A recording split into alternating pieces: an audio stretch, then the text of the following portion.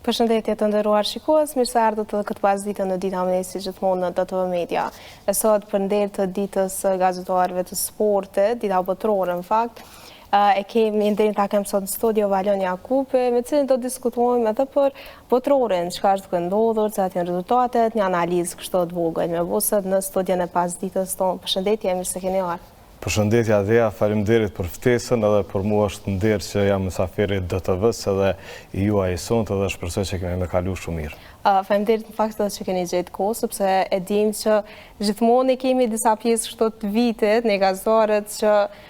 jemi të ngarkuar tepër, duhet me qenë gjithmonë aktiv me përcjell, po ashtu dalim nga puna, e shohim që nuk jemi jashtë punës aq shumë. E vërtet është, edhe tani më që është koha kampionatit botëror, vërtet kemi mjaft angazhime, veçanërisht tani që punoj në mediumin që e transmeton në RTK dhe duhet me ndo kohën edhe për gjëra tjera ndonjëherë, edhe pse po kemi shumë punë, mirë po për DTV-n unë nuk pritoj asnjëherë, pasi që dikur më herët kam punuar këto dhe gjithmonë kam si një shtëpi të dytë dhe për atë arsye gjithmonë kam kohë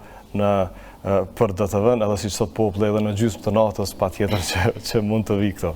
Po, gjithmonë jeni familiarizuar pra edhe me vendin, nuk ka duke kështu se ne rikthemi vogël ato memorit. Shumë e vërtet është një familje vogël këtu që funksionon perfekt edhe që gjithmonë është bukur çdo ditë që e kalon këtu, e veçanërisht kur ka edhe ngjarje të sportit, siç ka qenë ajo kohë kur kam qenë unë këtu, pasi që fillimisht kemi filluar me ndjekjen e ngjarjeve të boksit që kanë qenë jashtë vendit, më pas e kemi vazhduar bashkëpunimin, kemi arritur edhe në një kampionat që kemi punu këtu, ka qenë një periudhë jashtëzakonisht të bukur, edhe e rëndësishme edhe për një gazetar sportiv që me pas në emision, kështu siç je ti tani në detyrën të do më kam qenë dikur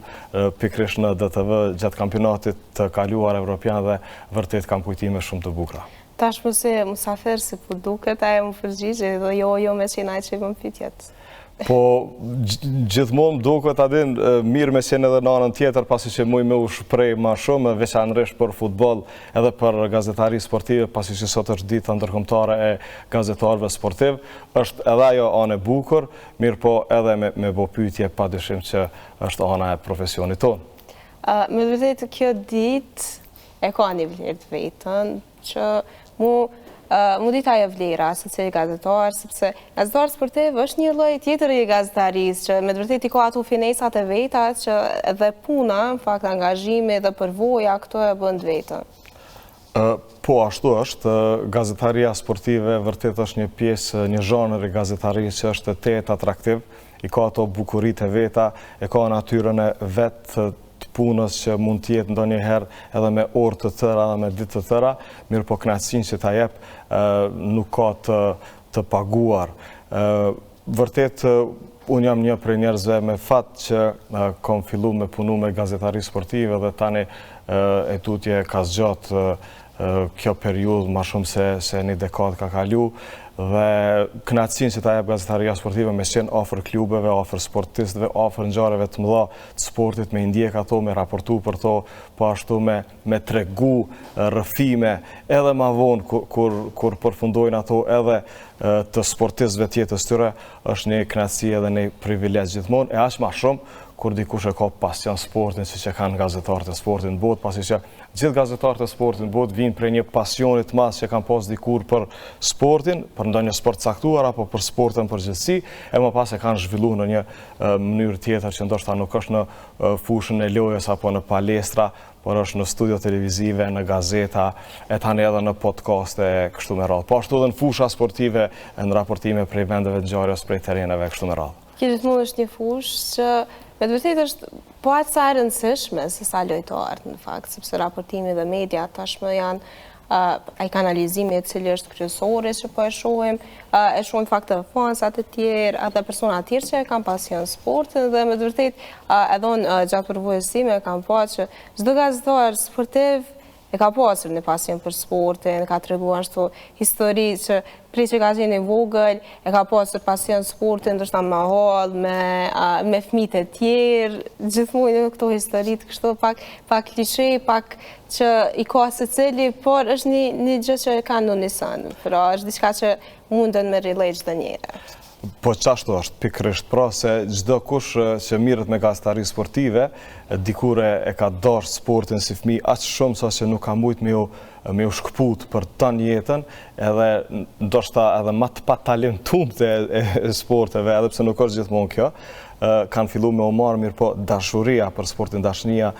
ka bërë që me kalu në një stad tjetër dhe me u marrë me gazetarinë sportive, që me qenë ofër sportistëve edhe ofër klubeve të zemrës. Ashtu ka ndodhur edhe për mu,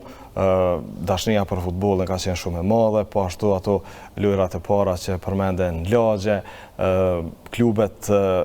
tona vendore, klubet lokale që kemi shku me i përcjellë si fëmijë dhe futbollista që kemi pas si heroj gjithmonë, edhe dikur me qenë afër tyre me raportu për ta, vërtet është shumë kënaqësi, edhe njëkohësisht privilegj, mirë po kur i kalon edhe disa kohë, mandej të bie me pas përvoja edhe me sportistë edhe më të ri, po ashtu edhe me më të vjetër, me veteran, edhe gjithmonë shkëmben përvoja të ndryshme, cilat ty padyshim që të bojnë mirë edhe shpirtërisht, fillimisht, por normal edhe profesionalisht, pasi që ne mundohemi që me anë të profesionit ta shfaqim sa më drejt, sa më mirë, ndoshta ndonjëherë edhe në një mënyrë edhe artistike apo poetike në rrëfim të sportit. Zakonisht këtu te ne që jemi, si me thonë, fëmijë të viteve 90-ta, kemi përjetu një periudhë ku sporti ynë ka qenë ndaluar në ato kohë, në të luajë në stadiume, në palestra, dhe më pas 99-ës ka filluar ajo periudha e parë kur sportistët tanë kanë luajtur për shembull në stadion Prishtinës, në për stadiume të qyteteve, dhe ka qenë tepër bukur me shku edhe prej qytetit në qytet me i përcjellë ngjarjet, veçanërisht për mua për futboll, edhe si tifoz po flas fillimisht, pasi që ju thash që është lidhja e parë me tifoz të sportit, edhe ajo ka qenë mrekullia e parë. Mrekullia e dytë ka qenë që në vitin 2016, tani më po bëhet një dekadë që futbolli është pranuar ndërkombëtarisht, futbolli i Kosovës është pranuar në FIFA dhe në UEFA, dhe më pas kanë filluar këto ndeshjet e mëdha të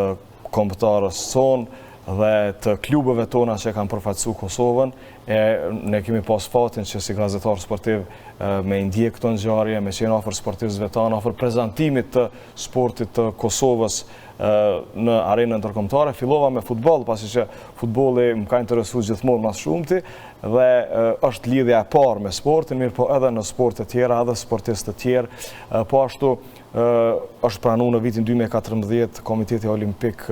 në Komitetin Olimpik ndërkombëtar, sukseset tona të mëdha në Olimpiada, ngritja e flamurit Kosovës nga gjudistët tona, fillimisht nga Majlinda, më pas nga Distria dhe Nora, kanë qenë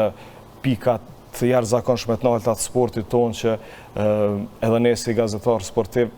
i kemi përjetuar edhe si tifoz të thjeshtë, ndoshta ndonjëherë s'kemi mujt me u bë ballas emocioneve të mëdha që na kanë dhënë sportistët tona në këtë rast, por edhe prezantimi që me suksesin fillimisht, por edhe prezantimi që kanë bërë në sporte të tjera, pra është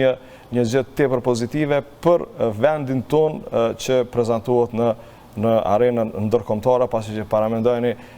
deri vonë nuk e kemi pasur atë drejt dietë, pra edhe shteti ynë është pranuar në 2008-ën. Kjo është gjëja që më gëzon shumë pa mas për neve dhe për këtë punën e gazetarëve sportiv, që sot e festojmë ditën ndërkombëtare dhe e festohet realisht prej vitit 1994, mirë po daton në 1924-ën prej kohës Olimpiadës së Parisit dhe formimit të AIPSA-s, që është organizata botërore e gazetarëve sportiv,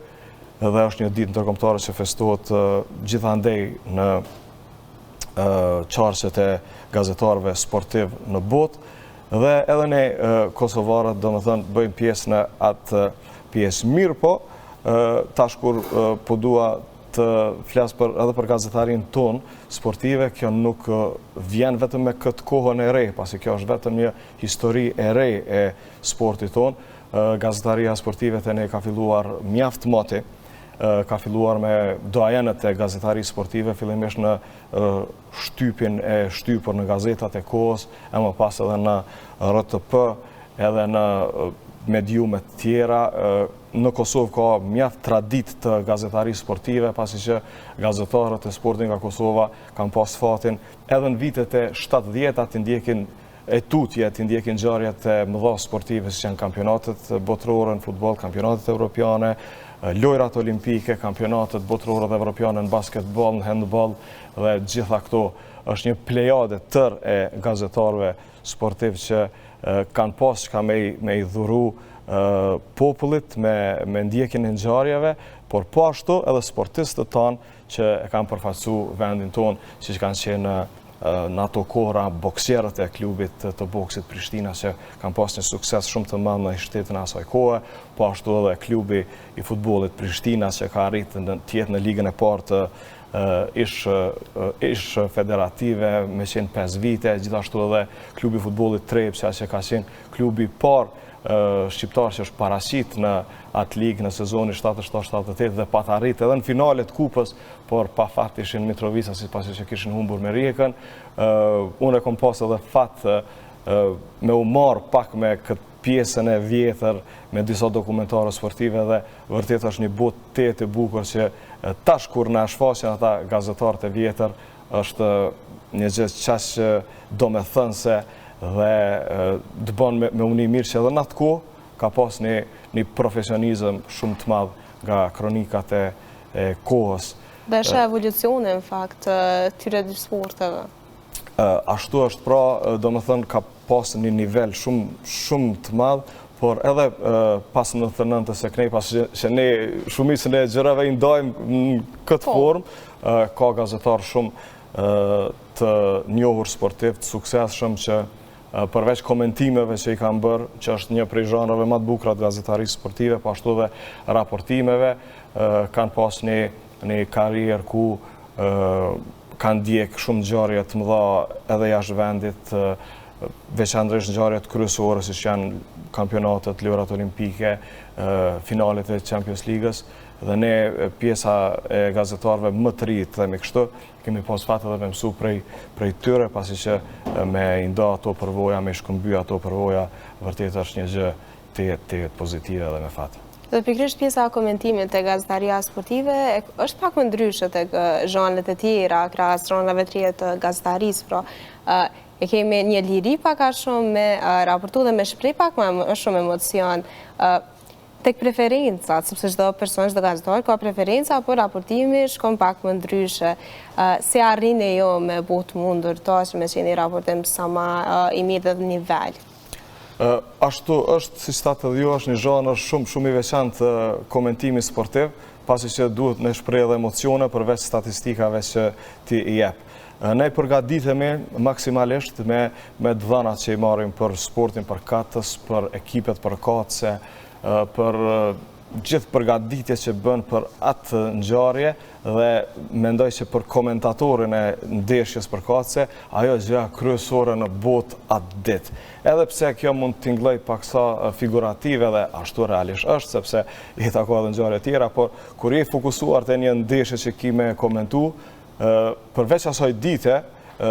ti kemi përgatitur 2-3 ditë më herët minimumi ose javën e fundit, veçanërisht për atë ndeshje, atë përballje ose atë meç boksi apo judo apo çfarë do lloj sporti, dhe është një përjetim krejtësisht i veçantë dhe ki me ofru diçka prej vetes. Por me bëni komentim sa më të mirë, dush me u përfshi emocionalisht, edhe me u mundu, edhe me thonë gjana sa më të bukura, me bëni rrëfim sa më të bukur se si të vjen në përshkrimin e një goli, apo një aksionit bukur, apo një momentit të shënimit të ndonjë pike. Ato vinë gjithmonë në bazë të leximeve, në bazë të frymëzimeve prej komentatorëve tjerë, prej komentatorëve që i ke dëgjuar prej fëminisë, prej atyne frazave të pavdekshme që japin komentatorët e sportit, ndoshta jo vetëm në gjuhën tënde, por gjithmonë edhe në gjuhë tjera. Zakonisht me komentator sportit shkon kështu kur ti e dashuron një klub të një vendi tjetër, ti kemi ndigju edhe komentatorët e atij vendi, edhe me u frymëzu prej tyre, për shembull nëse don Juventusin apo Milanon, padyshim se kemi dëgju komentatorët italianë, nëse të pëlqen Premier Liga, kemi u frymëzu më shumë prej anglezëve e kështu me radhë, edhe mandej ato vinë gjithmonë me kohë. Nuk është punë e lehtë për me bo mirë, është një punë që lyp për kushtim, lyp mendje të qetë, lyp shumë shpirt, lyp edhe kohë me u përgadit. Ndonjëherë që të bie disa ndeshje brenda javës dhe atëherë dush me i do ditë 2 deri 3 ditë me u përkushtu për një transmetim që ki me komentu, por nëse ndodh ma rrallë me komentu, nëse ki për shembull një herë në javë apo 2 herë, atëherë ki mjaftueshëm kohë që mu përgadit edhe me dhonat maksimumin për një ndeshje. Po ashtu edhe raportimet nga vendet e ngjarjes që e kanë atë kënaqësinë e vet dhe vjen drejt për drejt te publiku, përjetimi. Zakonisht kënaqësia më e madhe është kur i raportojmë sportistët e Kosovës, të gjithë sportistët kur luajnë jashtë, kur prezantohen, por gjithashtu edhe sportin e Shqipërisë, pasi që ne jemi padyshim që të lidhur gjithmonë me sportin e Shqipërisë dhe në këto vitet e fundit kemi pas rastin që ta ndjekin Shqipërinë në kampionate evropiane, që ka qenë diçka madhështore dhe ka qenë diçka tetë e bukur. Dhe me të vërtet organizohemi kështu krejtë si shqiptarë në tërë botën që jemi, me ndjekë krejtë tonë ndeshje, cilat i shohim edhe me shumë emocion. Dhe si po në fakt e kemi futbolin, sidomos e kemi në shpirt të shohim. Këto jo vetëm tek djam, po edhe tek vajzat, shumica e vajzave 2 ose 3 në një familje janë të apasionume prej futbollit ose prej volejbollit, sportin përgjithësi. Po, volejbolli ma shumë e luajnë, është një sport që zhvillohet në shkolla, sportet e palestrave, po ashtu edhe basketbolli, por futbolli është te ne mendoj që sporti kryesor dhe që e duan të gjithë, veçanërisht edhe vajzat edhe në kohët e fundit, ku kemi reprezentacionin e Kosovës që ka arritur për herë të parë në play-off të një gare dhe ne shpresojmë që të kualifikohet Kosova në kampionat botror. Vajzat e Kosovës e kanë zhvillu një kampanjë shumë të mirë kualifikuese në këtë vit, ku kanë dalë në grup përpara Kroacisë dhe po e cilësoj këtë fakt pasi që ka qenë një arritur e madhe e vajzave të Kosovës. Jemi mësu që vajzat tona më na përfaqësu densisht, siç thamë më herët, në judo, po ashtu edhe në boks që na ka prezantuar në Lojra Olimpike e Donjeta. Mirë po, kjo me futboll ka qenë diçka shumë e veçantë, pasi që gjithmonë futbolli është njohur si një sport i djemve, që duhen më shumë djemte, vajza që pak e praktikojnë, por dita ditës edhe klubet tona janë të organizuara, edhe thrasin lojtare nga jashtë, por edhe zhvillohen lojtare futbollistët tona në Kosovë. Është një fakt shumë i mirë që shumë lojtare të rritura në Kosovë, futbolliste, zakonisht shkollës së futbollit të klubit të Hajvalis, të klubit të Mitrovicës dhe tani të klubit të vajzave të futbollit Prishtinës, po zhvillohen dhe po arrisin që të dalin, të çojnë kufjet e vendit tonë dhe të luajnë në vende tjera, që është rasti me shumë vajza të reprezentacionit Kosovës që luajnë në Turqi, që kanë shkuar, po ashtu edhe në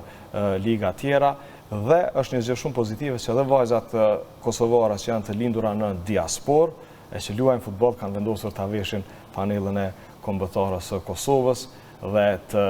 paraqiten për vendin tonë, ta çojnë sa më lart flamurin. Derisa e përmendet që populli është i dashuruar në futboll, padyshim që është ashtu. Ne vim për një traditë të futbollit, e përmenda më herët, ku ka qenë Prishtina që ka mbushur stadionin me mbi 40.000 tifozë në ato vitet e 80-ta, po ashtu Trepça në 70-tat. Gjithashtu ka pas edhe traditë në vende tjera si në Prizren që Liria ka luajtur futbollin shumë të bukur, njët që ka qenë një vend i talenteve, po ashtu Vllaznimi Gjakovës që ka një traditë shumë të madhe, edhe në Pej është luajtur futbolli me vite edhe në vendet tjera të Kosovës padyshim, dhe ajo traditë ka vazhduar edhe në vitet e 90-ta kur nuk kemi luajtur në stadiumet tona, ka pas lojtar kulminant kosovar që kanë arrit medalje edhe jashtë kufive tonë, edhe pse ka qenë një gjeneratë të tërë që është dashur me luajtë këtu, me kontribu për vendin tonë, por edhe në këtë historinë e re të futbollit tonë kemi shumë lojtarë që kanë dalë prej Kosovës, kanë arrit me luajtë në vendet më të njohura në botë, siç është rasti Amir Ramani që është bërë kampion 2 herë me Napolin, po ashtu i Vedat Muriçit viteve të fundit që shkëlqeu në Spanjë dhe tash është kthyer në Turqi, edhe i shumë lojtarëve tjerë, mos i përmendi gjithë sepse janë shumë dhe nuk na premton koha, por është një gjë të pozitive, është vendi talenteve, Kosova shpeshherë është cilësu edhe si Brazili Ballkanit, si prej ekipeve që luajnë futbollin më të bukur. Kemi qenë shumë afër me kualifikun këtë kampionatin botëror që bëhet tani në Amerikë, Kanada dhe Meksik. Nuk deshti fati sepse unë poshtëm nga Turqia, por jam i bindur se në të ardhmen patjetër do të paraqitemi në ndonjë kampionat evropian apo botëror. Do doja të riktheja pak në kohë dhe më na tregu ndoshta momentin apo ngjarjen në cila juve gjatë krejt karrierës tuaj në gazetari sportive ju kalon mbresa më të mira dhe ndoshta emocionet më të mëdha që keni pas atëherë. I kisha veçu këto ndeshjet e Kosovës, padyshim në futboll. Vërtet na ka dhënë emocione të mëdha. Fillimisht ka qenë momenti i pranimit me 3 maj të 2016-s, më pas ndeshjet e para kualifikuese. Nuk mundem me thonë cila ka qenë më e veçantë, ndoshta ka qenë ajo ndeshja me Shqipërinë, ka qenë një ndeshje miqësore, po ka qenë një fest e madhe në 2015 kur ka qenë dita e flamurit. E më pas pasuan ato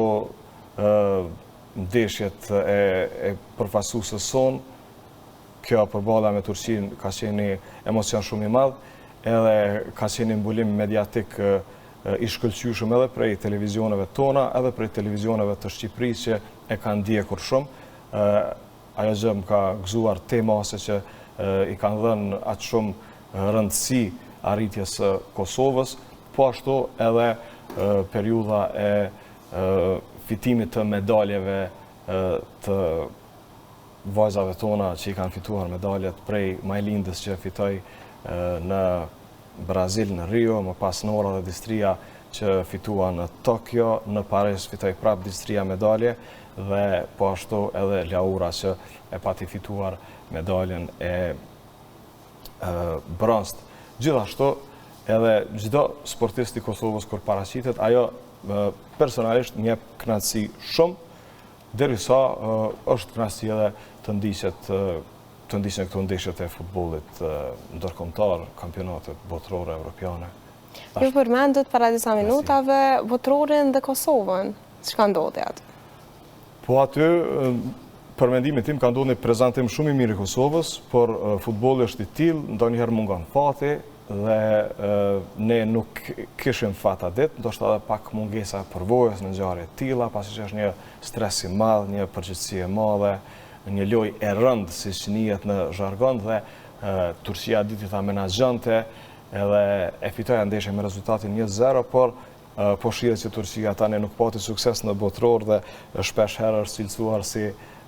një fat i madh që na kaloi neve dhe arritje atje. Ne jemi prezantuar perfekt, e mposhtëm Slovakin jashtë, e patëm një kampanjë shkëlqyeshme kualifikuese, e mposhtëm Suedin 2 herë, lojtarë shumë të ri kanë ardhur te Kosova që janë prezantuar mirë, gjenerata po ndrohet ngadalë, po ndrohet shumë mirë. Në atë ndeshje me Turqinë ku luhej për një bilet botërori, Fisnik Aslani që lloj shtyllën, domethënë mungesë e fatit që na la këtu, por që na jep shpresa për të ardhmen. Nuk është vonë, realisht është mjaft herët, pasi që nuk është që kemi ndonjë përvojë të madhe, por kemi talent dhe shpresoj që të kalojmë tutje dhe besoj që në të ardhmen patjetër që kemi me u prezantuar në kampionate evropiane dhe botërore, veçanërisht me formatin e ri të kampionatit botror, që i ka 48 ekipe dhe ka mundësi më të mëdha për ekipet e Europës, këtë rast ku bëjmë pjesë ne.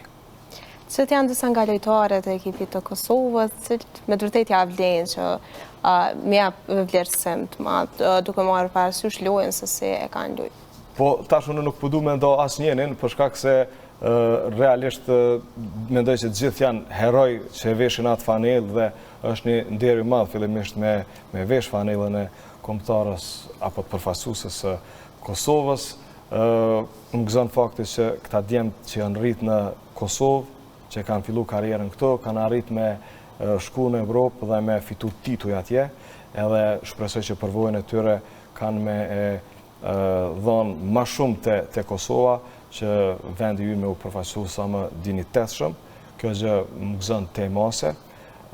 Nuk po du me ndo asnjërin prej futbolistëve, pasi që secili jep atë kontributin e vetë sa mundet dhe në mënyrën e vetë dhe maksimumin 100% për vendin tonë. Më mbeti edhe bërgjë që t'i përmendi këto arritjet e fundit edhe të klubeve tona në arenën ndërkombëtare, ku kemi pasur klubin e Ballkanit që ka qenë klubi i parë që është paraqitur në një fazë të grupeve në një kompeticion europian të klubeve, siç ka qenë UEFA Conference League, po ashtu edhe vitin e kaluar Drita e Gjilanit, kampioni ynë, që pati një prezantim shumë dinjitoz, arriti deri ta kalonte fazën e ligës dhe të luante me Celjen, që të regon për nivelin e klubeve kosovare që po shkojnë gjithmonë në ngritje. Gjithmonë ka nevojë për përmirësim të gjërave, por kur ka këso arritje, ajo është një gjë pozitive, një progres, dhe po ashtu edhe për gazetarët sportiv që duhet të jene të ndjekin ngjarjet. Ka qenë një përvojë shumë e mirë, një përvojë jetësore për gjithë gazetarët sportiv, jo vetëm për mua në këtë rast, me ndjekë ndeshjet edhe të Ballkanit, edhe të Dritës, edhe të klubeve tjera kosovare që janë prezantu në Europë. Cilat janë ndoshta disa ekipe që tani më në botror e kanë pasur ndeshjet e tyre dhe mendoni që nëse Kosova do të ishte përballur me ta në një ndeshje, do të kishte triumfuar? Krahas përgatitjes dhe mënyrës se si e keni analizuar ju. Po, unë mendoj që Kosova ka kapacitet me befasu secilin kombëtare përveç këtyre kombëtareve shumë të mëdha, siç janë Franca apo Anglia, me cilat me Francën jemi ndesh më herët, me Anglinë jemi ndesh, me Spanjën po ashtu. Kosova ka bu prezantim të mirë, derisa t'i quajmë këto kombëtarët më modeste, jo të mëdha, atëherë mendoj që Kosova mundet me imposht secili nëse e ka ditën e vetë, por normal, nuk është gjë e lehtë. Nëse do të kishim qenë në grup në vend të Turqisë, ndoshta kishim mund me marrë në një rezultat pozitiv, por ajo është diçka hipotetike. Kosova e vërtetoi në kualifikime që ka kapacitet, e mposhti Suedin 2 herë, Suedin që ka një përvojë shumë të madhe në futboll me prezantim në Europiane dhe botrore, po ashtu rezultate pozitive me Zvicrën, po ashtu në poshtëm Sloveninë, dhe këtu e arritëm një barazim, pra Kosova ka potencial me mposht cilin kombëtare, edhe këto të mëdhat ndoshta me i befasu ndonjëherë, dhe unë shpresoj që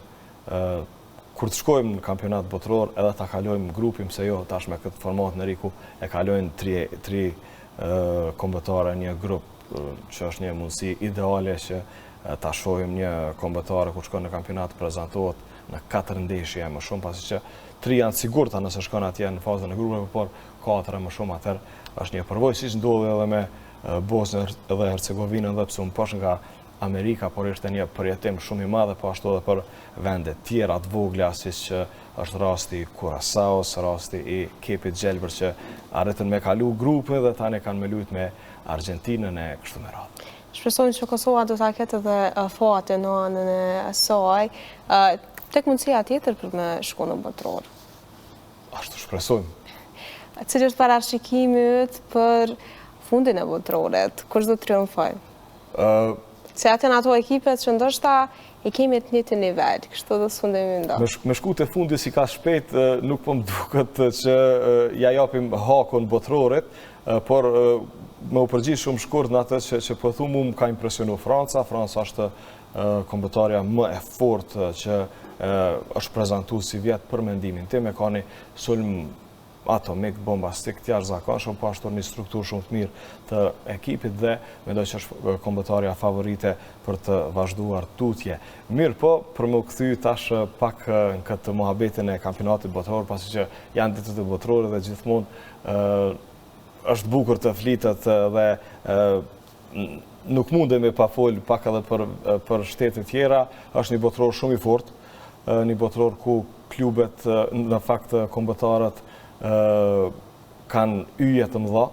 dhe këto yje janë prezentuar në mënyrën më të mirë. Anglia me Harry Kanein ka arritë që të kaloj tutje, po ashtu Hollandi Norvegjis ka shënu gola, do më thonë lojtarët kryesor, po realizojnë gola. Gjithashtu shkëlqeu te Argentina Messi, te Brazili doli Vinicius në pah që flite se nuk mund të luante apo nuk ishte në formën e duhur pasi që kaloi një periudhë me problemet e klubi i Real Madridit, por këta yjet gjithmonë po shkëlqejnë si rrallë herë pasi që gjithmonë yjet e futbollit kanë qenë të lodhur gjatë sezonit të stërngarkuar, veçanërisht në këto vitet e fundit kur kanë ardhur kampionatet nuk kanë arritur me shprehjet potencialin e tyre, por si vjet është kredi diçka tjetër. Gjithashtu edhe Cristiano Ronaldo që është në një moshë tani të konsiderueshme, mirë po arriti të shënonte në këtë kampionat dhe u bë lojtari i parë që ka arritur me shënu në 6 kampionate botrore, do ta ketë sonte ndeshjen kundër Kroacisë ku mundet që ta shfaqë potencialin e tij dhe të jetë aty në mesin e më të suksesshmëve të këtij kampionati, pasi që vetë se është në karrierën e tij në mesin e të mëdhejve, por po garon edhe në një farë forme me Messin, që është një garë ashtu që përcillet prej tifozëve gjithandej në botë mes këtyre dy yjeve të mëdhenj të futbollit dhe janë këto yjet që po shkëlqejnë që e karakterizojnë këtë kampionat, por edhe kombëtarët e vogla që kanë ditë me befasu, për shembull Paraguayin poshti Gjermanin, ka qenë një gjë krejtësisht e papritur për shumë kënd që Gjermania të mposhtej nga një kombëtare si Paraguay, Shtetet e Bashkuara të Amerikës po luajnë mirë, Maroku e mposhti Holandën, Maroku po prezantohet prapë mirë, ka një gjenerat shumë të mirë, kombëtarët afrikane kanë arritë me dalë prej grupeve, duke treguar që din me lujt futboll, që është në progres futbolli afrikan, e kështu me radhë. Atëherë faleminderit shumë që ishte sot në studio dhe me të vërtetë bëm kështu një bashkëbisedim që po shihet edhe pasioni juaj për futbollin, këto mënyrën se si po shpreheni. Faleminderit shumë Adeja, ishte kënaqësi dhe ju falenderoj gjithë juve, veçanërisht stafin e mrekullueshëm të DTV-s. Dhe gjithë personat që populli pranë përgjithësi që i favorizojnë kështu ndonjë ekip të tyre të marrin me qetësi, jo atë shumë afër zemrës nëse kemi ndoshta ndonjë rezultat pak kënaqshëm dhe shkojnë ndeshjet e tjera. Gjithsesi dikush do ta fitojë në fund, dikush do të buzëqesh i fundit, por është e bukur të përjetohet kampionati dhe më pas ato rrëfimet që do të lindin prej kampionateve të jetojnë për herë. Dhe po ashtu këto kampionatet gjithmonë janë të bukura për fëmijët që ndjekin për herë të parë një kampionat, pasi që frymëzohen nga herojtë e tyre dhe më pas ato i kujtojnë për tërë jetën. Secili gazetari sportit apo secili dashamir i futbollit gjithmonë ka ato kampionatet e para që i ka ndjek dhe ndoshta gjithmonë të beta i kampionati i parë si kampionati më i bukur dhe të formëson një farë mënyrë. Ashtu që të formëson dhe që të bën me adhuru një ekip kombëtar, një përfaqësuese, një reprezentacion dhe më pas gjithmonë të mbet ai si reprezentacion. Kjo është më shumë edhe për vendet vogla, pasi që vendet të mëdha i kanë ato kombëtarët e veta, ne përpara nuk e kemi pas as Kosovën as Shqipërinë që është prezantu dhe gjithmonë kemi bot tifo për Gjermani, në Angli, në Itali, në Argentinë, në Brazili, normal, por tani nëse do ta kemi Shqipërinë apo Kosovën, atëherë do të jetë një gjë e jashtëzakonisht pozitive dhe shpresoj që pas një kohe të vim dhe të flasim për këtë realitet i cili do të jetë. Edhe pse Shqipëria luajti në Evropian, por shpresoj në botror. Faleminderit shumë edhe një herë për pjesëmarrjen këtu. Faleminderit. Dashur shikues, ka që kishim për sot, mos harroni të riktheheni nga hëna në të premten çdo pasdite nga ora 17 e deri në takimin e radhës. Mirupafshim.